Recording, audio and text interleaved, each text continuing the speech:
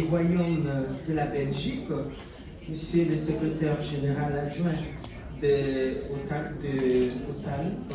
je voulais parler en anglais NATO, Monsieur, Excellence l'ambassadeur du Cap-Vert, mon ambassadrice, Madame Chikoti, qui est là, qui est venue me soutenir.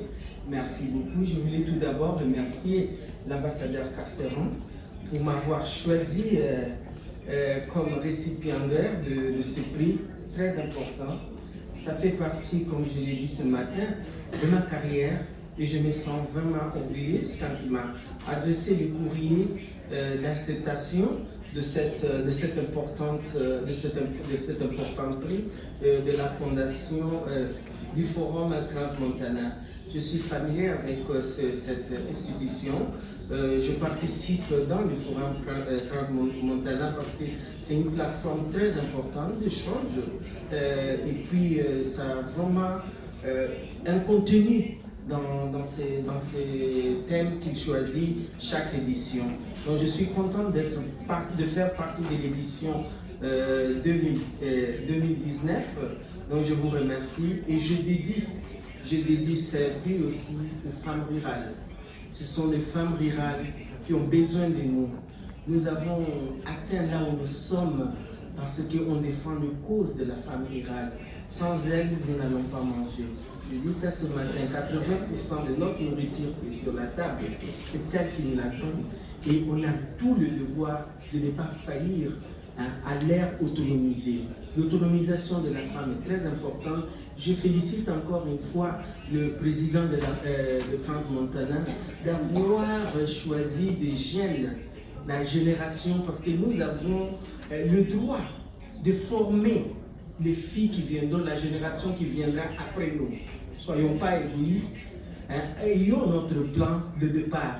Parce que nous allons partir, nous avons beaucoup d'expérience, mais cette expérience, nous devons transmettre à nos filles, à nos enfants, pour qu'elles continuent sur les objectifs que nous nous sommes fixés, qui est l'agenda 2063.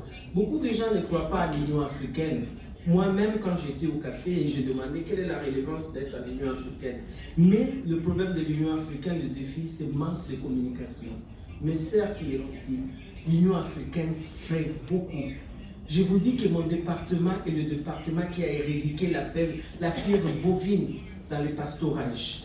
C'est à l'Union africaine, nous avons une unité, PANVAC, qui a éradiqué la fièvre bovine.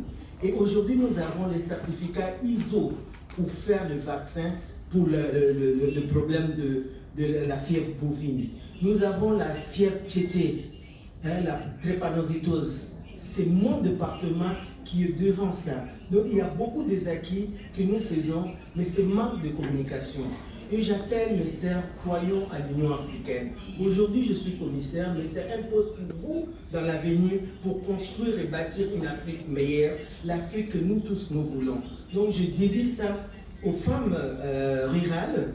Et aussi, je voulais profiter de cette tribune pour remercier mon président de la commission et le vice-président de la commission pour m'avoir donné l'opportunité de continuer à faire mon travail, mon mandat et servir le monde rural. Parce que je crois au monde rural, j'ai la passion pour le monde rural. Et enfin, je voulais aussi profiter de la présence de l'ambassadrice ici pour remercier mon gouvernement qui n'a pas failli à même présenter comme candidate à l'Union africaine et qui continue à me donner tous les appuis pour la réussite de cette noble tâche.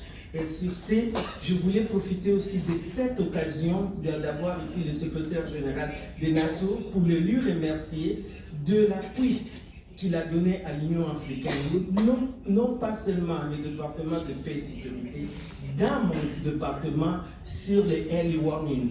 Nous avons reçu un financement de NATO pour early warning. Early warning, c'est un problème qu'on a besoin, l'information sur les problèmes des catastrophes naturelles. Et nous avons reçu, pour le moment, il y a même une équipe de mon département qui est à Naples, qui est en train de faire la formation. Et d'ici la fin du mois, NATO va nous donner des systèmes de early warning.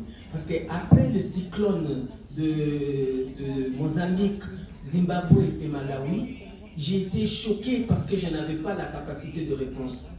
Et quand NATO m'a invité pour une journée de NATO à Naples, parce qu'ils ont des journées ouvertes, pour que je participe pour voir les problèmes de migration, les problèmes de changement climatique. Je suis aussi la commissaire en charge du changement climatique, de l'environnement dans la commission. Et je portais ça au commandant, au général Fogo. Je lui ai dit, je veux un early warning. Parce que nous devons informer nos États quand les cyclones, quand les catastrophes viennent, pour sauver les vies humaines et pour sauver aussi la production agricole. Sur ce, je vous remercie.